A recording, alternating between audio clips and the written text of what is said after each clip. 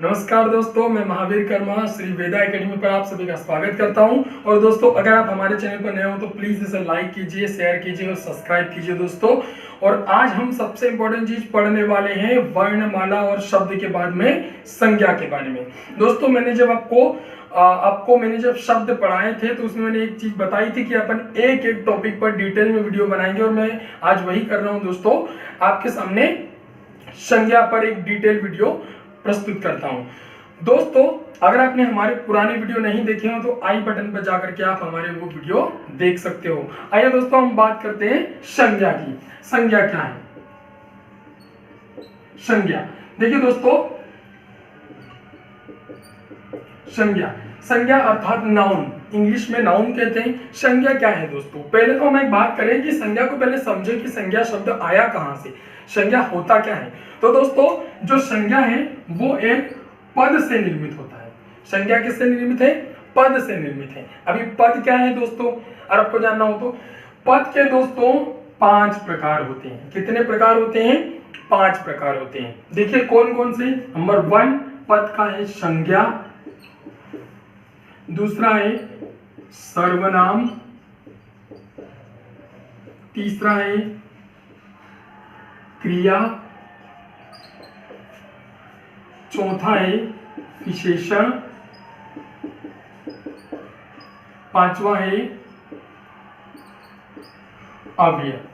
तो ये दोस्तों पद के भेद होते हैं दोस्तों। इसी में आता है हमारा संज्ञा, और संज्ञा के बारे में आज हम पढ़ने वाले हैं। अब बात करें दोस्तों की संज्ञा पद का भेद पर, परंतु पद क्या होता है। तो दोस्तों, आपके सामने एक एग्जांपल लिख रहा हूं, मैं एक सेंटेंस लिख रहा हूं पद को समझने के लिए। देखिए दोस्तों, जैसे मैंने एक सेंटेंस लिखा, राम दौड़ता है। जैसे मैंने लिखा, ये पूरा हमारा एक सेंटेंस है कि राम दौड़ता है, एक वाक्य है।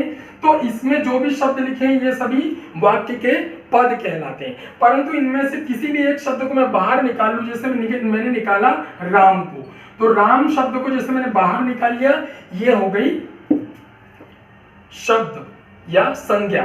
हाँ, ये शब्द होता है, और इसी शब्द को मैं अगर वाक्य में रख देता हूं तो वो हो जाता है वाक्य का पद दोस्तों। और इसी को हम बोलते हैं पद और शब्द। तो आइए दोस्तों, हमने बात की अभी तक संज्ञा के बारे में। अब हम संज्ञा के प्रकारों के बारे में बात करते हैं। संज्ञा है क्या, इसकी डेफिनेशन के बारे में बात करते हैं। तो दोस्तों, हम इसकी परिभाषा की बात करें कि संज्ञा क्या है, तो हम इसकी परिभाषा की बात करते हैं दोस्तों। संज्ञा की परिभाषा नॉर्मल से आप सभी को पता है कि किसी व्यक्ति, वस्तु या स्थान के नाम को दोस्तों संज्ञा कहते हैं।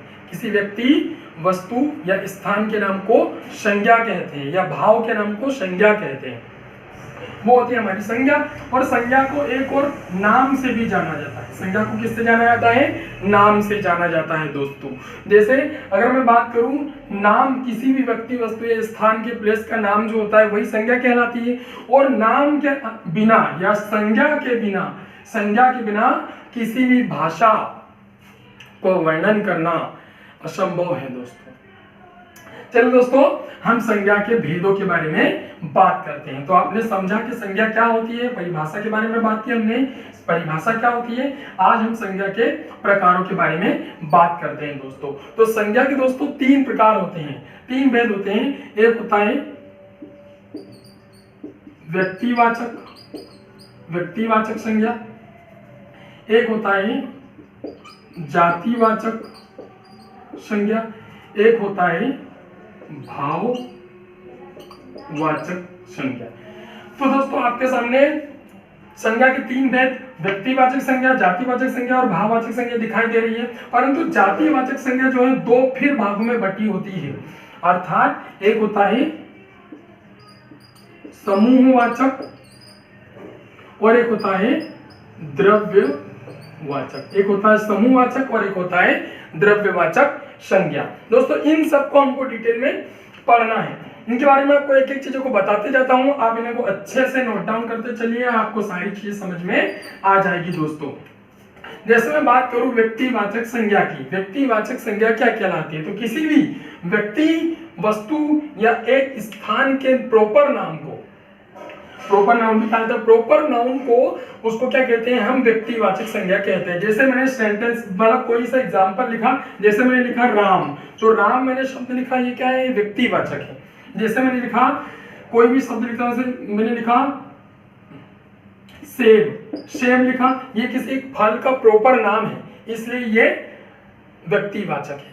समझ में आ रहा है दोस्तों, मतलब किसी का भी एक प्रॉपर नाम लिखना है वो व्यक्तिवाचक संज्ञा कहलाती है। अब मैं बात करूं जातिवाचक संज्ञा की। जातिवाचक संज्ञा क्या होती है दोस्तों, तो जातिवाचक अर्थात नाम से स्पष्ट हो रहा है जो किसी जाति को हमें संबोधित करे या जाति के बारे में बताए। जैसे मैं बात करूं यहाँ पर, जैसे मैंने बात करी नदी, जैसे मैंने नदी की बात करी, हाँ, तो नदी शब्द व्यक्तिवाचक नहीं है, नदी शब्द जातिवाचक है। ये सारी नदियों के बारे में बात कह रही है, चाहे वो नील नदी हो, अमेजन नदी हो, गंगा नदी हो, कुंदा नदी हो, कोई सी भी नदी हो, नर्मदा नदी हो, वो सारी नदियों के बारे में बता रही है, इसलिए जातिवाचक है। जैसे मैं बात करूं अगर फल, फल मैंने जैसे शब्द लिखा, तो फल ये जातिवाचक है, ये सारे फलों का नेतृत्व कर रहा है, इसमें सभी फल आ जाते हैं, सेव फल, सीताफल, आम फल, केला, सब सारे फल आ जाते हैं, तो ये जातिवाचक होती है।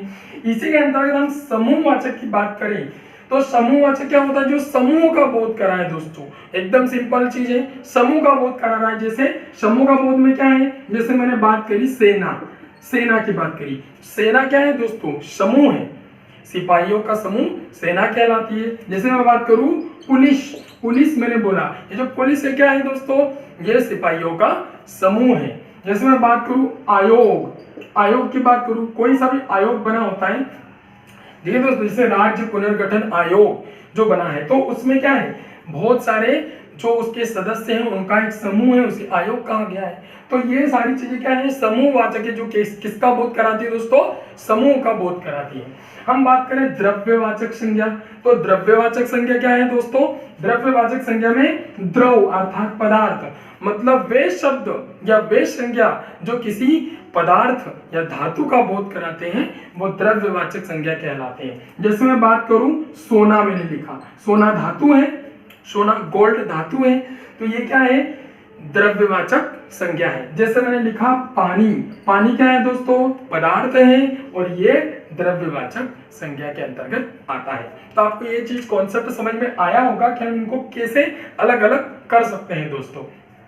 जैसे अब मैं बात करूं भाववाचक संज्ञा की, भाववाचक संज्ञा में भाव के बारे में, इसका अर्थ क्या होता है दोस्तों, कोई भी ऐसा शब्द जो किसी के या किसी व्यक्ति के भाव, गुण या दशा को प्रदर्शित करे वो भाववाचक संज्ञा कहलाती है। जैसे भाव में बात करूं मैं, जैसे प्रेम, प्रेम भाव होता है दोस्तों, दिखाई देता है, नहीं दिखाई देता। जैसे ईमानदारी,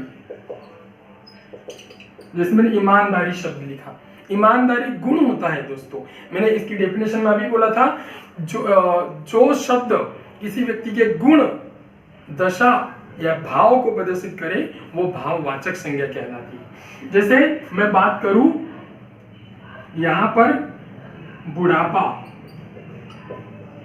बुढ़ापा शब्द लिया मैंने, बुढ़ापा क्या है दोस्तों, ये दशा है दोस्तों। जैसे प्रेम, भाव, ईमानदारी गुण, और बुढ़ापा क्या हो गया दोस्तों, दशा हो गई। तो इन्हीं जैसे जो शब्द होते हैं ये शब्द ही भाववाचक संज्ञा के अंतर्गत आते हैं दोस्तों। ये सारी चीजें मैंने आपको बताई, और संज्ञा बहुत सिंपल टॉपिक है और बहुत अच्छा टॉपिक है। आपको एग्जाम में क्वेश्चन पूछे जाते हैं कि संज्ञा के कितने भेद हैं दोस्तों, तो संज्ञा के आपके 3 भेद हैं। जातिवाचक संज्ञा कितने भागों में बटी है, तो जातिवाचक संज्ञा के 2 भेद होते हैं, समूहवाचक और द्रव्यवाचक संज्ञा। तो ये होते हैं दोस्तों आपके संज्ञा के भेद। दोस्तों अगर आपको हमारा टॉपिक समझ में आया हो तो प्लीज लाइक कीजिए, शेयर कीजिए, और दोस्तों कमेंट करना ना भूलिए। आप सभी दोस्तों जो भी देख लेते हो तो आप वीडियो को पूरा देखिएगा, और हमारे चैनल को अगर आप नए हो तो प्लीज सब्सक्राइब करना ना भूलिएगा दोस्तों। धन्यवाद।